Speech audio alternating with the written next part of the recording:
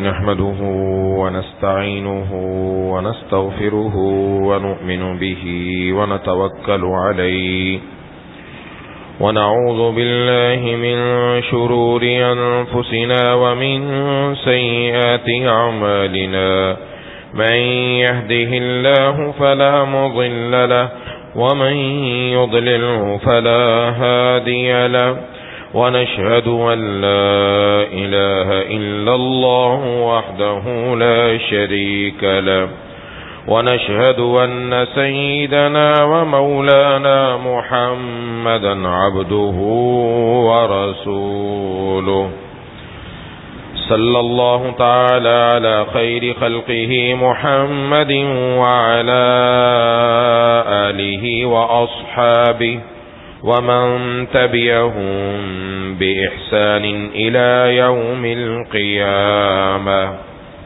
أما بعد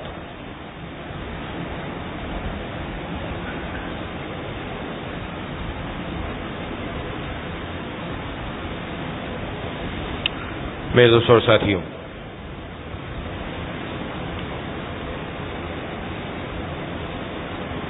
گزشتہ سے پیوستہ جمعہ میں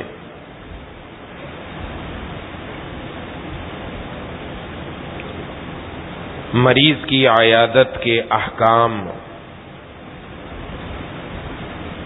اور جناب نبی کریم صلی اللہ علیہ وسلم کی احادیث بیان کی تھی،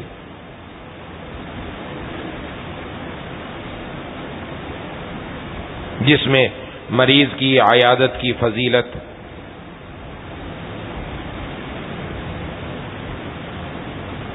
اور مریض کے پاس عیادت کے بارے میں جو حکم تھا کہ مریض کے پاس جا کر عیادت میں تخفیف کی جائے، حضرت عبداللہ ابن عباس رضی اللہ تعالی عنہما سے روایت ہے، فرمایا سنت طریقہ یہ ہے مریض کی عیادت میں، فرمایا اس کے پاس بیٹھنا کم ہو اور شور و شغب بھی کم ہو، زیادہ بات چیت، زیادہ گفتگو، ادھر ادھر کی باتیں، یہ میں پہلے اس کی تفصیل عرض کر چکا۔ اور حضرت سعید بن مسیب رحمت اللہ علیہ وہ بھی فرماتے ہیں افضل عیادت وہ ہے کہ جس میں قیام جلدی ہو، کیونکہ عیادت میں تو انسان بیٹھتا ہے، قیام کا مطلب کھڑے ہونا، تو جلدی سے عیادت کر کے، مختصر عیادت 2 4 5 منٹ کی عیادت کر کے اس کے بعد رخصت ہو جائے۔ اور نمبر 2 عرض کیا تھا کہ مریض کے پاس جب عیادت کے لیے جائیں تو اس کو اس کی بیماری کے بارے میں تسلی دیں۔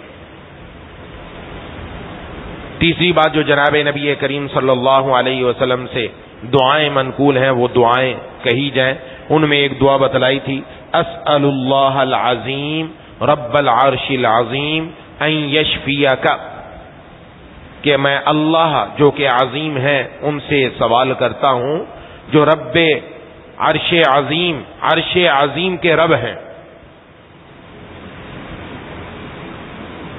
کیا سوال کرتا ہوں کہ آپ کو شفا دے دے۔ یہ دعا اپنے لیے بھی پڑھ سکتے ہیں، دوسرے کے لیے تو پڑھیں، مریض کے لیے اگر خود بیمار ہیں تو اپنے لیے بھی یوں پڑھ سکتے ہیں، اسأل اللہ العظیم رب العرش العظیم ان یشفینی، آخر میں لفظ لانا ان یشفینی، کہ مجھے شفا عطا فرما دے، تو پڑھ سکتے ہیں، اس کی اجازت ہے۔ اور چوتھی بات عرض کی تھی کہ مریض کے پاس جب جائیں تو اس سے جا کر اپنے حق میں دعا کروائیں۔ ایک حدیث شریف میں ارشاد فرمایا جب تم کسی مریض کے پاس جاؤ تو اس کو جا کر درخواست کرو کہ وہ تمہارے لیے دعا کرے، کیونکہ اس کی دعا ایسی ہے جیسے فرشتوں کی دعا ہوتی ہے۔ بڑی فضیلت کی بات ہے۔ بسا اوقات بیماری طول پکڑ جاتی ہے، انسان پریشان ہو جاتا ہے اور اس پریشانی میں دین سے ناواقفیت کی وجہ سے موت کی تمنا کرنے لگتا ہے، نعوذ باللہ۔ اس میں جناب نبی کریم صلی اللہ علیہ وسلم نے منع فرمایا، باقاعدہ یہ عنوان قائم کیا ہے محدثین نے، اور اس میں ایک کثیر تعداد احادیث کی جس میں بیان کیا کہ موت کی تمنا مت کرو، موت کی تمنا کرنے کی اجازت نہیں۔ حضرت ابو ہریرہ رضی اللہ تعالیٰ عنہ سے روایت ہے، بخاری شریف کی روایت ہے، فرمایا رسول اللہ صلی اللہ علیہ وسلم نے لا یتمنى احدکم الموت، تم میں سے کوئی موت کی تمنا نہ کرے، کیوں؟ یا تو وہ نیک ہے یا وہ گناہگار ہے، دو ہی صورتیں ہیں۔ وہ جو مریض ہے، وہ جو تمنا کر رہا ہے، یا تو وہ نیک ہے یا وہ گناہگار ہے۔ فرمایا اگر نیک ہے تو مزید اگر زندگی کے کچھ ایام مل جائیں اس میں نیکی کر کے اور زیادہ اپنے نامہ اعمال میں نیکیوں کا اضافہ کر لے گا، یہ اس کے حق میں بہتر ہے۔ اور اگر گناہگار ہے تو ہو سکتا ہے کہ اس بیماری کے بعد اگلے دنوں میں اللہ تعالیٰ اس کو توبہ کی توفیق عطا فرما دے۔ تو دونوں حق، دونوں چیزیں، چاہے وہ نیک ہے چاہے وہ گناہگار ہے، زندگی کا باقی رہنا اس کے حق میں بہتر ہے، تو پھر کیوں ایسی دعا کر رہا ہے؟ ایک اور حدیث میں ہے، حضرت ابو امامہ رضی اللہ تعالی عنہ سے روایت ہے، فرمایا کہ ہم رسول اللہ صلی اللہ علیہ وسلم کی خدمت میں بیٹھے ہوئے تھے، آپ نے ہمیں نصیحت کی، تو آپ نے جو نصیحت فرمائی تو دل نرم ہو گئے۔ حضرت سعد بن ابی وقاص رضی اللہ تعالیٰ عنہ رونے لگے اور بہت زیادہ روئے، اور یوں کہا یا لیتنی مت، اے کاش میں مر جاتا۔ نبی کریم صلی اللہ علیہ وسلم نے فرمایا یا سعد، اے سعد، کہ میرے پاس موت کی تمنا کر رہے ہو؟ آپ نے یہ بات 3 مرتبہ ارشاد فرمائی۔ فرمایا اس کے بعد ارشاد میں، اے سعد، اگر تم جنت کے لیے پیدا کیے گئے اور تمہاری عمر لمبی ہو جائے اور تمہارے اعمال اچھے ہو جائے، یہ تمہارے حق میں موت سے بہتر ہے۔ عمر کا لمبا ہونا انسان کے لیے بہتر کب ہے؟ جب اس عمر کے اندر بندہ نیکی کرے، اللہ کی فرما برداری کرے، اس لیے یہ بہتر ہے۔ تو موت کی تمنا کرنے کی اجازت نہیں دی۔ اس لیے ایک اور حدیث میں ارشاد فرمایا کہ کسی کو کوئی تکلیف پہنچے تو ہرگز موت کی تمنا نہ کرے۔ بس اوقات ہوتا ہے طبیعت بہت زیادہ چاہ رہی ہوتی ہے، تکالیف اور پریشانیاں اتنی، فرمایا اگر تم نے کچھ کہنا ہے تو یوں کہو۔ تو جناب نبی کریم صلی اللہ علیہ وسلم قربان جائیے رحمت للعالمین، کیا دعا ارشاد فرمائی، عجیب دعا ہے یہ، کہ اگر تمہارے دل میں آ ہی رہا ہے تم یہ دعا کرنا چاہتے ہو تو یوں دعا کرو۔ کیا دعا کرو؟ فرمایا یوں کہو اللہ تبارک و تعالیٰ سے، اللہم احیینی ما کانت الحیات خیرا لی وتوفنی اذا کانت الوفات خیرا لی، یا اللہ جب تک زندگی میرے لیے بہتر ہے مجھے زندہ رکھیے، اور جب میرے لیے موت بہتر ہے تو مجھے موت عطا فرما دے۔ اب میں اور آپ کوئی بھی فیصلہ نہیں کر سکتا میرے حق میں زندگی بہتر ہے یا میرے حق میں موت بہتر ہے، اس لیے اللہ سے عرض کر دو یا اللہ میرے لیے زندگی بہتر ہے کہ میں زندگی میں مزید نیک اعمال کر لوں گا، آپ کو راضی کر لوں گا، توبہ تائب ہو جاؤں گا، اللہ کو پتا ہے، یا اللہ میری عمر بڑھا دیجئے، اور اگر میرے حق میں موت بہتر ہے تو پھر مجھے موت عطا فرما دیجئے۔ یہ اللہ تعالیٰ سے عرض کرتے اگر کسی کے دل میں آئے تو یوں مانگے، لیکن یہ نہ کرے کہ کاش میں مر جاؤں، نعوذ باللہ، یہ تمنا کرنے کی اجازت نہیں ہے، اس سے منع فرمایا۔ حضرت عبادہ بن صامت رضی اللہ تعالیٰ عنہ سے روایت ہے، رسول اللہ صلی اللہ علیہ وسلم نے فرمایا من احب لقاء اللہ احب اللہ لقاءہ، یہ عجیب حدیث ہے۔ فرمایا جو بندہ اللہ سے ملاقات کو پسند کرتا ہے اللہ بھی اس سے ملاقات کو پسند فرماتے ہیں، اور جو بندہ اللہ سے ملاقات کو ناپسند کرتا ہے تو اللہ بھی اس سے ملاقات کو ناپسند کرتا ہے۔ اب دل میں تو آتا ہے اللہ سے ملاقات کو کون پسند کرتا ہے؟ اللہ سے ملاقات کا مطلب کیا ہے؟ موت، اور موت کو ہر کوئی ناپسند کرتا ہے، موت کو تو کوئی بھی پسند نہیں کرتا، ہم میں سے کوئی بھی انسان۔ قربان جائیے حضرات صحابہ کرام رضوان اللہ علیہ مجمعین، حضرات صحابیات، حضرات ازواج مطہرات، ساری ہماری مشکل حل کر دی۔ اما عائشہ صدیقہ رضی اللہ تعالی نے یہ سوال کر دیا، یہ کوئی اور زوجہ مطہرہ تھی، حدیث میں دونوں باتیں آتی ہیں، تو عرض کیا اے اللہ کے رسول صلی اللہ علیہ وسلم، ہم تو موت کو ناپسند کرتے ہیں، ہماری کیفیت تو یہ نہیں کہ ہم اللہ سے ملاقات کو پسند کریں، ہم تو موت کو ناپسند کرتے ہیں۔ اس کا مطلب کیا نکلے گا؟ موت کو ناپسند کرتے ہیں تو اللہ سے ملاقات بھی ناپسند ہوئی، اور اللہ سے ملاقات ناپسند تو اللہ ہم سے ملاقات کو ناپسند کریں گے۔ تو آپ صلی اللہ علیہ وسلم نے ارشاد فرمایا کہ مومن بندہ جو اللہ کا فرما بردار، یہ جب بندہ اس کا انتقال کا وقت قریب آتا ہے تو فرمایا اس کے پاس فرشتے آ کر اس کو اللہ کی رضامندی کی خوشخبری سناتے ہیں کہ اللہ تجھ سے راضی ہے۔ جب یہ اس کو خوشخبری سناتے ہیں تو اس کے دل میں اب سب سے بڑی چاہت اللہ سے ملاقات کی ہو جاتی ہے۔ اس خاص وقت میں، زندگی میں نہیں، یہ مرض کی حالت جو اس کا انتقال سے پہلے کا وقت ہے، اس وقت اس کو جو خوشخبری سنائی جاتی ہے، اب اس کو یہی لگتا ہے بس اللہ سے جا کر ملاقات کروں۔ یہ اس وقت میں مومن اللہ سے ملاقات کو پسند کرتا ہے، اللہ بھی اس وقت اس سے ملاقات کو پسند فرماتے ہیں۔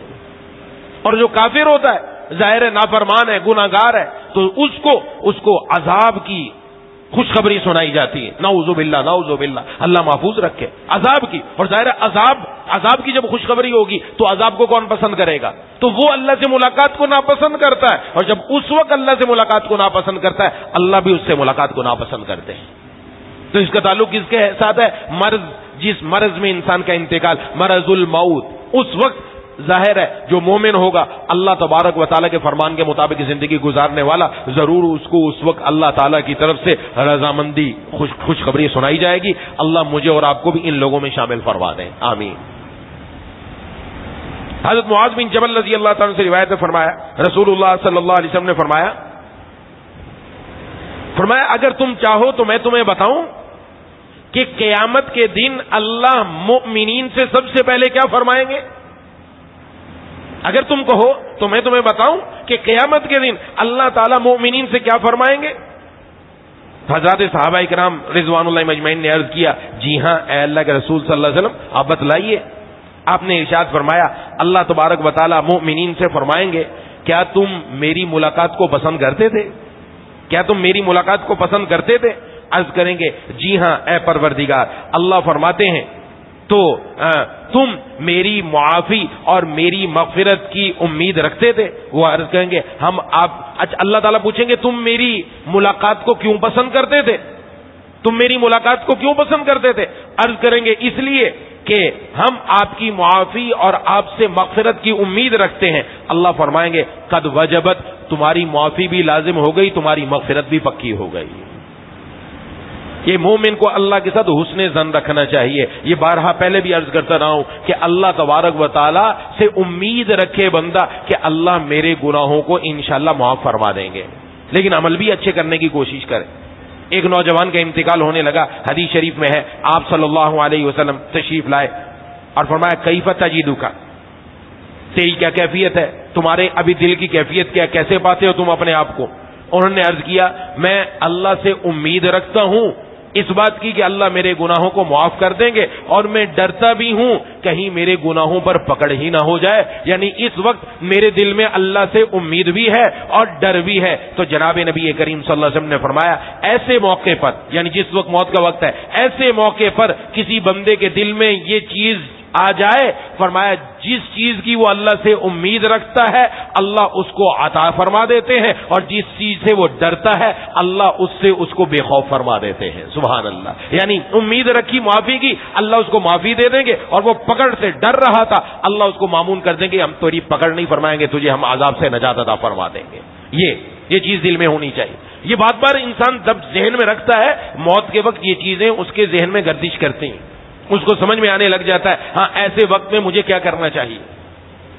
تو اس لیے جب کسی آدمی کی یہ بیماری کی ایسی کیفیت پیدا ہو جائے تو اس وقت موت کی تمنا نہ کرے، بلکہ زیادہ ہی کیفیت بنے تو اللہ سے یہ عرض کر دے یا اللہ جب تک میرے لیے زندگی بہتر مجھے زندہ رکھیے، جب میرے لیے موت بہتر مجھے موت دے دیجیے۔ اور اس کے بارے میں عرض کر دیا کہ اللہ سے ملاقات کو مومن آخر وقت میں ضرور پسند کرتا ہے اور پسند کرے گا انشاءاللہ۔ اللہ تعالی ہمیں بھی ان لوگوں میں سے فرمائے۔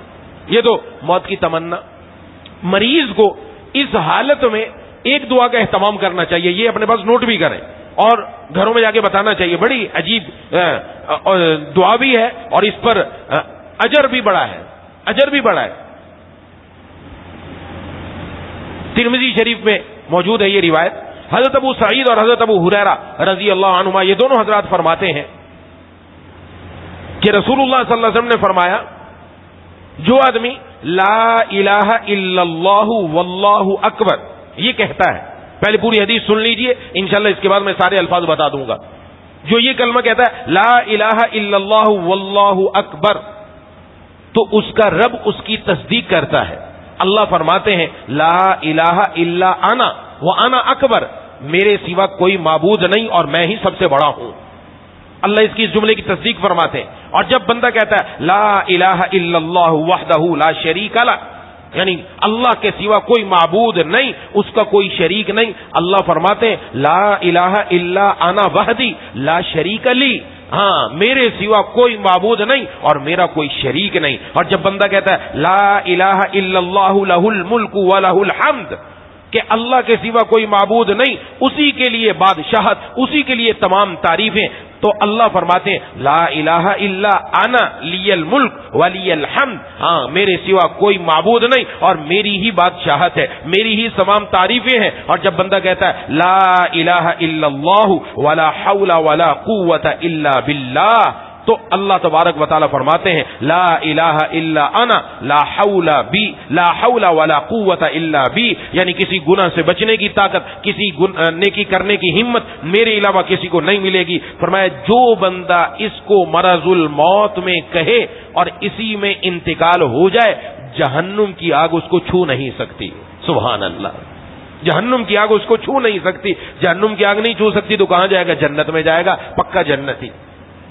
یہ جملہ، یہ والا جملہ یاد رکھ لینا چاہیے، اور یہ چوتھے کلمے کے اکثر الفاظ ہیں لیکن تھوڑی سی تبدیلی کے ساتھ ہے۔ پہلا جملہ ارشاد فرمایا لا الہ الا اللہ واللہ اکبر، لا الہ الا اللہ وحدہ لا شریک لہ، اور لا الہ الا اللہ لہ الملک ولہ الحمد، اور لا الہ الا اللہ ولا حول ولا قوت الا باللہ۔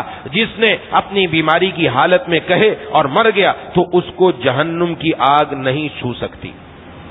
اور ایک اور حدیث شریف میں ہے، جناب نبی کریم صلی اللہ علیہ وسلم نے ارشاد فرمایا جو آدمی مرض الموت میں یہ پڑھے 40 مرتبہ لا الہ الا انت سبحانک انی کنت من الظالمین، دعائے یونس، حضرت یونس علیہ السلام والی دعا، فرمایا 40 مرتبہ یہ پڑھے، انتقال ہو جائے اللہ اس کو شہادت کا رتبہ عطا فرمائیں گے۔ اور اگر اس بیماری میں اس کو شفا ہو گئی، اللہ اس کے سارے گناہوں کو بخش دیں گے، بخشایا۔ تو اگر بیماری آئے، میں پہلے عرض کر چکا، اللہ کی طرف رجوع بڑھا دیا جائے، بیماری آنے میں اللہ سے دوری نہیں، شکایت نہیں، اللہ سے تعلق بڑھے گا، اللہ سے مانگنا بڑھے گا، تو یہی بیماری ہمارے لیے رحمت بن جائے گی، ہمارے لیے گناہوں کی معافی کا سبب بن جائے گی، اور گناہ بھی معاف ہو گئے، اللہ جنت کا فیصلہ بھی فرما دیں گے انشاءاللہ۔ ان دعاؤں کا اہتمام کرنا چاہیے اور یہ لکھ کر رکھ لینی چاہیے اپنے گھر میں، جب کبھی ایسی کیفیت ہو تو اس کو بتانا چاہیے۔ اس کے بعد جب بندے کے موت کا وقت قریب آ جائے، پتہ چل جائے یہ بندہ اب ان دنیا سے رخصت ہونے والا ہے، کچھ حالات کیفیات انسان کی بتا دیتی ہیں، تو اب جو دائیں بائیں لوگ ہیں ان کو کچھ نصیحت کی گئی ہے کہ تم نے کیا کرنا ہے۔ ایسے موقع پر حدیث شریف میں ارشاد فرمایا لقنوا موتاکم لا الہ الا اللہ، اپنے مردوں کو، یعنی ان لوگوں کو جو قریب المرگ ہیں، جن کا موت کا وقت قریب آنے لگا ہے، تو تم ان کو لا الہ الا اللہ کی تلقین کرو۔ لا الہ الا اللہ کی تلقین کیا کرو؟ یہ نہیں کہنا کہ تو کلمہ پڑھ، بعض لوگ یہ کہتے تھے غلط ہے، ایسا نہیں کہنا چاہیے، کیونکہ موت کی جو سختی ہے بہت زیادہ ہے، موت کی سختی بہت زیادہ ہے، اس سختی میں انسان کوئی کلمہ منہ سے نکال سکتا ہے۔ تلقین کرنے کا مطلب کیا؟ تلقین کرنے کا مطلب یہ جو قریب بیٹھے ہیں وہ پڑھنا شروع کر دیں لا الہ الا اللہ، لا الہ الا اللہ محمد رسول اللہ، یا اشہد ان لا الہ الا اللہ وحدہ لا شریک لہ، یہ پڑھنا شروع کر دیں۔ یہ جب پڑھنا شروع کر دے گا اللہ تبارک و تعالی اس کی وجہ سے اس کو بھی کلمہ پڑھنے کی توفیق عطا فرما دیں گے۔ دوسری بات جو حدیث میں ارشاد فرمایا اس وقت اس کے قریب دنیا کی باتیں نہ کرو۔ بعض لوگ کرتے ہیں دنیا کی باتیں شروع، تو چلا جائے گا تو پیچھے کیا ہوگا، بیوی بچوں کو سامنے لے آئے، ایسا ہرگز نہیں کرنا چاہیے۔ اس کا دل آخرت کی طرف اب جا رہا ہے اور مائل بھی اسی طرف ہونا چاہیے. اس کو اب دنیا کی چیزیں نہ دکھاؤ کہ ان چیزوں کو ابھی سامنے کر کے یہ پھر بھی دنیا کی محبت میں گرفتار رہے. نہ اب اس وقت صرف کلمے کی تلقین کرو, کلمہ پڑھتے جاؤ, اور جب وہ ایک مرتبہ کلمہ پڑھ لے بس ختم, اب رک جاؤ. اس کے بعد اگر پھر وہ کوئی دنیا کی بات کر لیتا ہے پھر کلمے کی تلقین کرو, پھر کلمہ پڑھنا شروع کر دو, تاکہ اس کا آخری جملہ جو منہ سے نکلنے والا موت سے پہلے وہ لا الہ الا اللہ ہو. حدیث شریف میں ہے جس کا آخری کلمہ لا الہ الا اللہ ہے وہ جنت میں داخل ہو گئے. اس لیے کرتے ہیں, اس لیے یہ دنیا کی چیزیں, اس وقت دنیا کی باتیں شروع, تو چلا گیا تو پیچھے کیا ہوگا, فلانا ہوگا, اور وہ بیوی آ گئی تو وہ عجیب عجیب باتیں شروع, اولاد آ گئی وہ عجیب عجیب باتیں شروع, ماں آ گئی وہ عجیب عجیب باتیں شروع. نہیں, ان سب کو دور رکھا جائے. جن لوگوں کے قریب آنے سے اس کا دل دنیا کی طرف جائے گا, نہیں, ان کو دور رکھ دیا جائے کہ نہیں اب صبر کرو بس. اس لیے حدیث شریف میں تیسری بات ارشاد فرمائی, یہ دو باتیں ہو گئی, تیسری بات ارشاد فرمائی اقرؤوا سورہ یاسین علی موتاکم, اپنے مردوں پر یعنی جس کا انتقال کا وقت قریب ہے سورہ یاسین کی تلاوت کرو. اس سورہ یاسین کی تلاوت سے روح کے نکلنے میں سہولت اور آسانی ہوتی ہے. اس لیے اس کے قریب بیٹھ کر یہ کام کرو سورہ یاسین. اس سے اشارہ ہو گیا دنیا کی باتیں نہیں, قرآن کی بات شروع کر دو, قرآن پڑھنا شروع کر دو, خود بخود اس کا دل آخرت کی طرف متوجہ ہو جائے گا. چوتھا کام کیا کرنا ہے؟ چوتھا کام کہ جب پتہ چلے کہ بس اب روح نکلنے والی ہے, اس کا رخ قبلے کی طرف کر دیا جائے. اگر پورا کروٹ دینا ممکن ہے قبلے کی طرف تو کر دے, چہرہ کرنا ممکن ہے چہرہ کر دیا جائے قبلے کی طرف, تاکہ روح پرواز ہو تو اس کا رخ قبلے کی طرف ہو. جو ممکن ہو تو کر لیا جائے. بس اوقات تکلیف ایسی ہوتی ہے یا ایسی جگہ پر انسان ہوتا ہے کہ اس کو کروٹ دینا یا سر ہلانا بھی ممکن نہیں ہوتا, تو کوئی پریشانی کی بات نہیں. اور جیسے ہی روح پرواز کر جائے تو فوراً آنکھیں بند کر دی جائیں. جناب نبی کریم صلی اللہ علیہ وسلم حضرت ام سلمہ رضی اللہ تعالیٰ عنہ فرماتی ہیں کہ جب حضرت ابو سلمہ رضی اللہ تعالیٰ عنہ کا انتقال ہوا تو ان کی آنکھیں کھلی رہ گئی. آپ صلی اللہ علیہ وسلم تشریف لائے تو آپ نے آنکھوں پر ہاتھ رکھ کے بند کر دیا. یہ اس وقت فوری کرنے کا کام ہے, کیونکہ اگر آنکھیں کھلی رہ گئیں مسلسل کھلی رہیں گی پھر بند نہیں ہوں گی. اور آپ نے ارشاد فرمایا جب انسان کی روح نکلتی ہے تو یہ آنکھوں کی بینائی بھی ساتھ پرواز کر جاتی ہے, اب وہ دیکھتا ہی رہ جاتا ہے. تو اس وجہ سے انسان کی جسم کا حسن چہرے سے ہے, اور چہرے کا حسن آنکھیں اگر اس وقت کھلی رہیں تو ایک ڈراؤنی کیفیت پیدا ہو جاتی ہے. اس لیے آپ صلی اللہ علیہ وسلم نے یہ حکم دے کر ہمارے لیے سہولت پیدا کر دی کہ دنیا سے جائیں تو بھی تمہاری صورت اچھی ہو, دیکھ کر کسی کو ڈر نہ لگے. سبحان اللہ. اس لیے فرمایا آنکھوں پر ہاتھ رکھ دیا جائے تو آنکھیں بند ہو جائیں گی. تھوڑی دیر ہاتھ رکھے رہے, آنکھیں بند ہو گئی, اب اس کے بعد نہیں کھلیں گی. ایک کام. دوسرا کام ارشاد فرمایا اس کے ساتھ ساتھ ایک پٹی لے کر, کپڑے کی پٹی لے کر وہ ٹھوڑی کے نیچے سے سر کے اوپر لا کر یہاں باندھ دی جائے تاکہ منہ بھی نہ کھلا رہے. بس اوقات منہ کھلا رہ جاتا ہے, یہ بھی ایک اچھی کیفیت نہیں ہوتی. اس کو بھی باندھ دیا جاتا ہے کہ منہ بند ہو جائے. ٹھوڑی بالکل ساتھ مل جائے گی تو منہ بند ہو جائے گا اور یہ منہ بند ہو گیا. یہ دوسرا کام اس کے ساتھ کر لیا جائے. اور تیسرا کام کہ اس کی دونوں ٹانگوں کو ملا کر دونوں انگوٹھوں کو اوپر سے چھوٹی سی پٹی سے باندھ دیا جائے تاکہ ٹانگیں سیدھی رہیں اور ملی رہیں. بعد میں غسل دینے میں دوسرے کاموں کرنے میں سہولت رہتی ہے. سارے کام ہمیں حضور صلی اللہ علیہ وسلم نے سکھلائے ہیں, بتائے ہیں. اس کا خیال رکھنا ہے. یہ ساتھ والوں کی ذمہ داری کہ اب جو چلا گیا اب ہم اس کے ساتھ ایسا معاملہ کریں کہ اس کی شکل و صورت, اس کے جسم کی کیفیت ایسی ہو کہ وہ حسین صورت ہو, اچھی صورت ہو, ایسی صورت نہ ہو کہ جس سے دوسرے کے دل میں کوئی بات آ جائے. اس لیے اس کو باندھ دیا جائے. اور اگر زمین پر تھا تو زمین سے اٹھا کر کسی تخت پر رکھ دیا جائے یا چارپائی پر رکھ دیا جائے. زمین پر نہ رہے, یہ ایک مردے کا اعزاز ہے, نیچے نہ رہنے دیا جائے, اس کو اٹھا کر اوپر رکھ دیا جائے. اس کے بعد اس کے لیے تجہیز و تکفین کی جلدی کی جائے, دیر نہ کی جائے. لیکن اب یہاں ایک موقع آتا ہے, ظاہر جانے والا تو کیا, اور جانا ہے دنیا سے ہر ایک نے. جب دنیا سے ہر ایک نے جانا ہے تو اب جو اعزاء اقربا ان کے لیے کیا حکم ہے, انہوں نے کیا کرنا ہے.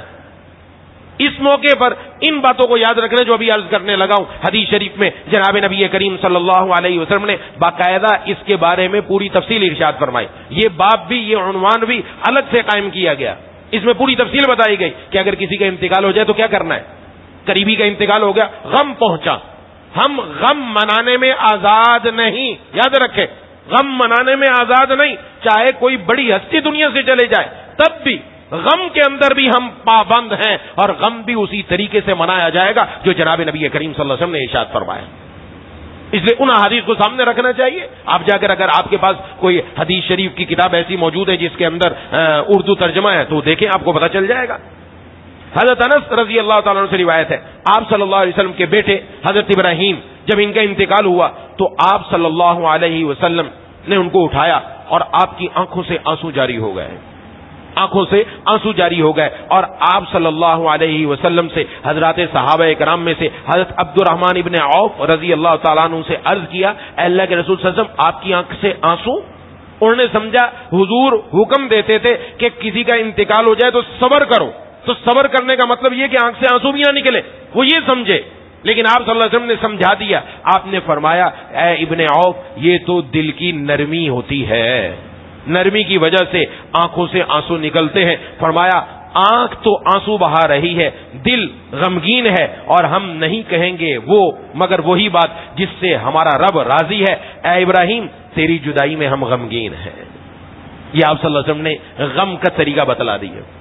اور ایک حدیث شریف میں ارشاد فرمایا آپ صلی اللہ علیہ وسلم نے کہ اللہ تبارک و تعالی آنسوؤں پر نہیں پکڑتے, آنسوؤں پر نہیں پکڑتے, زبان کی طرف اشارہ کر کے فرمایا اس کی وجہ سے پکڑتے ہیں, اس کی وجہ سے کہ جب انسان شکوہ و شکایت کرتا ہے, نعوذ باللہ یہ میرا ہی بچہ رہ گیا تھا, میرا ہی شوہر رہ گیا تھا, اور میرا ہی فلاں رہ گیا تھا, اسی کو ہی لے کر جانا تھا, نعوذ باللہ, ایسے ایسے جملے. الامان والحفیظ, یہ اللہ تعالیٰ مالک ہے ہمارے, اور اللہ جب چاہے اپنی چیز واپس لے لے, ہمیں تو اعتراض کا حق ہی نہیں. ہمیں حکم ہے صبر کرو, صبر کرو, صبر کرو, جو جناب نبی کریم صلی اللہ علیہ وسلم نے بتلا دیا. اس لیے آپ صلی اللہ علیہ وسلم نے ارشاد فرمایا, بخاری شریف اور مسلم شریف میں حدیث موجود ہے, فرمایا وہ شخص ہم میں سے نہیں کہ جب کوئی انتقال کر جائے تو غم یوں منائے کہ وہ اپنے چہرے پر تھپڑ مارنا شروع کر دے, اپنے چہرے کو مارے. لیس منا من ضرب الخدود, جو اپنے چہرے پر تھپڑ مارے, وہ شکل جیوبا, اور اپنے گریبانوں کو چاک کر دے. یہ کیا, یہ غم منانے کا جاہلیت کا طریقہ ہے. بہت سارے لوگوں کو دیکھا ہوگا ایسے غم مناتے ہیں, ناجائز ہے, حدیث میں منع فرما دیا, فرمایا ہمارا طریقہ ہی نہیں ہے, غیروں کا طریقہ ہے. حدیث موجود ہے مسلم شریف میں, بخاری شریف میں, اس کے بعد باقی کیا بچتا ہے. اس لیے میں نے عرض کیا تھا غم کے اندر آزاد نہیں ہے. اور دوسری حدیث میں جناب نبی کریم صلی اللہ علیہ وسلم نے ارشاد فرمایا, میں اس شخص سے بری ہوں, آپ نے اپنی برات کا اعلان فرما دیا, میں اس شخص سے بری ہوں کہ جس نے اونچی آواز لگائی یعنی شکوہ شکایت کیا, اور جس نے اپنے کپڑے چاک کر دیے, اپنا سر منڈوا دیا. یہ غم میں کرتے ہیں لوگ ایسا, میں ایسے لوگوں سے میں بری ہوں کہ یہ غم منانے کا ہمارا طریقہ نہیں. اس پر آپ صلی اللہ علیہ وسلم یہ ارشاد فرما رہے ہیں. اس سے پتہ چلا غم کے اندر انسان کو اپنی اس زبان کو بھی سنبھالنا ہے, اپنے ہاتھوں کو بھی سنبھالنا ہے. غم کے وقت میں نہ ہاتھ وہ کام کرے جو اللہ تبارک و تعالی کی ناراضگی کا سبب, جناب نبی کریم صلی اللہ علیہ وسلم کی ناراضگی کا سبب, اور نہ اس کے علاوہ زبان وہ بات کرے جس سے اللہ ناراض ہو جائیں. زبان سے کیا نکلے, زبان سے یہی نکلے کہ ہم غمگین تو ہیں لیکن اے اللہ زبان سے وہی کہیں گے جس سے آپ راضی ہیں. اور وہ کیا کہیں گے, انا للہ و انا الیہ راجعون, انا للہ و انا الیہ راجعون, ہم بھی اللہ ہی کے ہیں, ہاں, اور ہم بھی اللہ ہی کی طرف لوٹ کر جانے والے ہیں. اللہ ہمارے مالک, یہ جو ہمارے عزیز کا انتقال ہوا اس کے بھی اللہ مالک, اللہ تبارک و تعالیٰ لے گئے, ہم بھی اللہ کے ہیں اور ہم نے بھی جانا ہے, اور وہاں جا کر انشاءاللہ جنت میں ایک ساتھ ملاقات ہو جائے گی. یہ ذہن میں رکھے.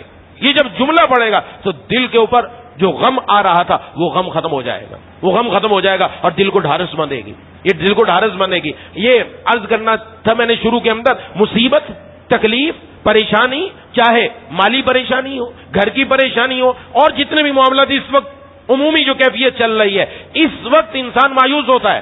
ایسے وقت میں محبوب کبریا خاتم الانبیاء سرکار دو عالم صلی اللہ علیہ وسلم کی سیرت پڑھنا شروع کر دیں, سیرت پڑھنا شروع کر دیں. یہ میں ایسی جملہ نہیں عرض کر رہا, سیرت پڑھتے چلے جائیں, ایسے لگے گا جیسے ہمارے غم پر کسی نے مرہم رکھ دیا. جناب نبی کریم صلی اللہ علیہ وسلم کی سیرت کی خاصیت یہ ہے, پڑھنا شروع کر دیں ہمارے محبوب صلی اللہ علیہ وسلم کو کیا کیا تکلیفیں پہنچی, آپ صلی اللہ علیہ وسلم نے کیا کیا ارشاد فرمایا, سب سامنے آتا جائے گا. دل میں یہ باتیں آئیں گی تو پتہ چلے گا یہ تو ہماری تکلیف مصیبت کچھ بھی نہیں ہے, اور ہمیں ہمارے غم پر مرہم آ جائے گا, ہمیں سکون ملنا شروع ہو جائے گا. لیکن آج معاملہ یہ, ہمیں فیس بک سے, یوٹیوب سے اور اپنے واٹس ایپ سے نجات ملے تو ہم تو کچھ اور دیکھیں نا. خدا کے لیے سیرت کی کتاب گھر میں رکھنی چاہیے, پڑھنی چاہیے, روز پڑھیں, کچھ سنایا بھی کریں اس میں سے. اپنے محبوب کا جب محبوب تذکرہ ہوگا تو محبت پیدا ہوگی کہ نہیں ہوگی. جب روز غذا کھاتے ہیں، روز روٹی کھاتے ہیں، تو جسم میں طاقت پیدا ہوتی کہ نہیں پیدا ہوتی؟ اگر روز اپنے محبوب کا تذکرہ ہوگا تو پھر جسم میں کیا پیدا ہوگا؟ آپ صلی اللہ علیہ وسلم سے محبت پیدا ہوگی اور وہی ہمارا کام بنا دے گی. ایسے موقعوں پر اس کی ضرورت ہوتی ہے کہ جس وقت یہ بات یاد آ جائے، سامنے پتہ چل جائے، اس کے مطابق بندہ عمل کرے. تو اس لیے جب کسی کا انتقال ہو جائے تو منع فرمایا، اور یہ جاہلیت کے معاملات میں فرمایا، جاہلیت کے جو کام ہیں ان میں سے ایک کام یہ ہے کہ جس وقت کسی کا انتقال ہو جاتا ہے تو پھر اپنے چہرے پر تھپڑ مارتے ہیں، اپنے گریبانوں کو پھاڑ دیتے ہیں اور گنجے ہو جاتے ہیں. اس لیے جناب نبی کریم صلی اللہ علیہ وسلم نے لعنت فرمائی نوحہ کرنے والی عورت پر، جو نوحہ کرتی ہے. النائحہ حدیث شریف میں، ابو داؤد میں موجود ہے، نوحہ کرنے والی عورت پر رسول اللہ صلی اللہ علیہ وسلم نے لعنت فرمائی. تو رسول اللہ صلی اللہ علیہ وسلم کی لعنت کا کیا مطلب ہے؟ وہ اللہ کی رحمت سے بھی دور ہو چکا، دور ہے. صرف نوحہ کرنے والے پر نہیں، فرمایا جو نوحے کو سننے والا ہے قصدن، اس کے لیے بھی حضور کی لعنت ہے. اب اندازہ لگائیں، اگر یہ کام جائز ہوتا تو اس پر لعنت آتی. صرف کرنے والے پر نہیں، سننے والے پر بھی لعنت ہے. اور ہمارے یہاں نوحہ سنا جاتا ہے. تو یہ اس میں کیا فرمایا جا رہا ہے؟ حدیث کی بات مانیں یا ہماری دل کی بات مانیں گے؟ یا حضور کی بات ماننی ہے یا دنیا والوں کی بات ماننی؟ دنیا والوں کے دلائل اپنے الگ رکھے، اپنی عقل کا ترازو الگ رکھے. ہمیں اپنے محبوب کا طریقہ اپنانا ہے، کیونکہ ہم محبوب صلی اللہ علیہ وسلم کے امتی ہیں اور کل قیامت والے دن انہی کے سامنے حاضری ہونی ہے، اور انہی سے جا کر ہمارے دلوں میں ہے کہ حضور ہمارے حق میں سفارش فرما دیں گے. سفارش کب کریں گے؟ جب ہم حضور کے طریقے پر چلیں گے یا غیروں کے طریقے پر چلیں گے. خود سوچنا چاہیے. یہ کیسے موٹی موٹی احادیث موجود ہے، اور آپ خود احادیث کا کھول لیں، بخاری شریف، مسلم شریف، ابو داؤد شریف، ترمذی شریف، ابن ماجہ شریف، نسائی شریف، کتنی احادیث کی بڑی بڑی کتابیں موجود ہیں. آپ دیکھیں الگ الگ عنوان قائم کر کے ایک احادیث کا مجموعہ ہے، پوری احادیث لکھی ہوئی ہے کہ حضور نے اس وقت کے بارے میں کیا کیا ارشاد فرمایا. اس لیے اس کا بڑا خیال رکھنا. تو اگر کوئی غم آ جائے، تکلیف آ جائے، پریشانی آ جائے تو اس پر انا للہ و انا الیہ راجعون پڑھنا ہے. زبان سے کوئی جملہ شکوہ و شکایت کا نہیں نکالنا. آنکھوں سے آنسو نکل سکتے ہیں. حدیث شریف میں ہے، جناب نبی کریم صلی اللہ علیہ وسلم نے فرمایا جس نے صدمہ اولا کے وقت صبر کیا، ابھی تکلیف پہنچی، اگرچہ آنکھوں سے آنسو جاری ہیں لیکن صبر کیا، دل کو تھاما، فرمایا اللہ تبارک و تعالی فرماتے ہیں اس کے لیے سوائے جنت کے اور کوئی بدلہ نہیں. اور اگر کبھی پھر دوبارہ زندگی میں کسی موقع پر دوبارہ یاد آ گئی، یاد کیا نہیں، پھر یاد آ گئی اس اپنے عزیز کی، اور پھر دوبارہ دل پر صبر کیا، اللہ وہ پہلے والا اجر دوبارہ عطا فرما دیں گے. یہ اللہ کا کیسے بندوں کے ساتھ پیار کا معاملہ ہے. یہ چند اہم باتیں انشاءاللہ بقلی باتیں اگلی مرتبہ عرض کروں گا. دعا ہے اللہ تعالیٰ ان باتوں کو سمجھنے کی توفیق عطا فرمائے. وآخر دعوانا ان الحمدللہ رب العالمین.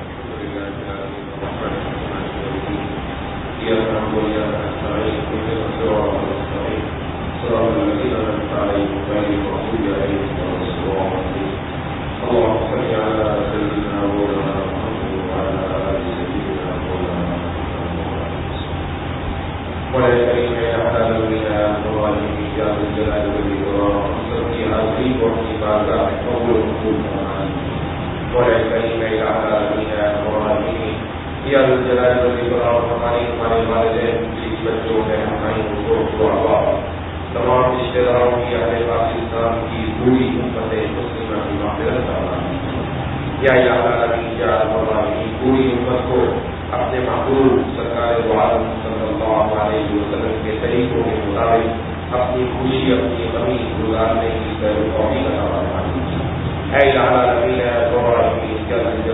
دعا کرنے سے پہلے سچی توبہ کی ضرور توفیق عطا فرمائے. اے العالمین ہم نے جو بیمار ہے، گھروں میں جو بیمار ہے، دوستوں احباب میں جو بیمار ہے، دلوں میں بیمار ہو گئے، دعا نہیں کہا کہنا چاہتے تھے نہیں کہہ سکے، امید رکھتے ہیں پیغام ہو جانا پہنچ سکا. سب کو شفائے کاملہ عاجلہ مستمر عطا فرمائے. بھائی اچھے ساتھیوں سے بیمار ہے، ان کے لیے دعا فرمائے. ایک دو ساتھی اور کوئی ساتھی آئی ہے، انہوں نے بھی دعا نہیں کہا. یا العالمین سب کو پہلے سے بڑھ کر صحت اور قوت عطا فرمائے. جتنے بیمار گھروں میں ہیں، اسپتالوں میں ہیں، یا یہاں مرضی کے موجود ہیں، یا مزدور کی بیماری ہے اس کا جو علاج کرتا ہے یا توجیہ شفا ہے.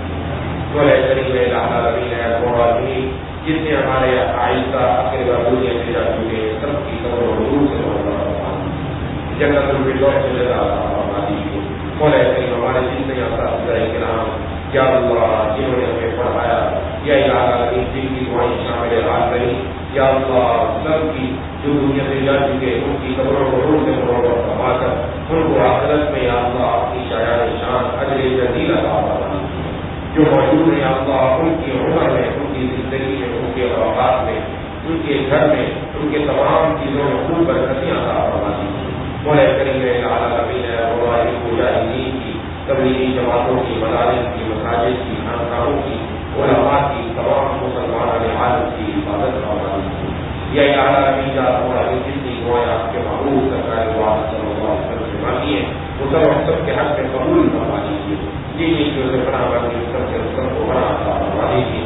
اپنا ایمان بچا کر اپنے ساتھ رکھ کر قبر کے ساتھ لے جانے کی توفیق عطا فرما دیجیے. یا اللہ یا الہ العالمین یا رب العالمین ہمارے ایمان پر کوئی مصیبت نہ آئے. اللهم لا تجعل مصیبتنا فی دیننا یا الہ العالمین یا رب العالمین یا رب العالمین. یا اللہ ظلمات کے لیے وہی عطا فرما جو آپ نے صحیح طریقہ کا فرما. جتنے بھی حضرات موجود ہیں ہم سب کے دلوں میں خود سے جتنی جائز حالات ہیں ساری پوری کرنا. ربنا تقبل منا انك انت السميع العليم صلی اللہ علیہ وسلم.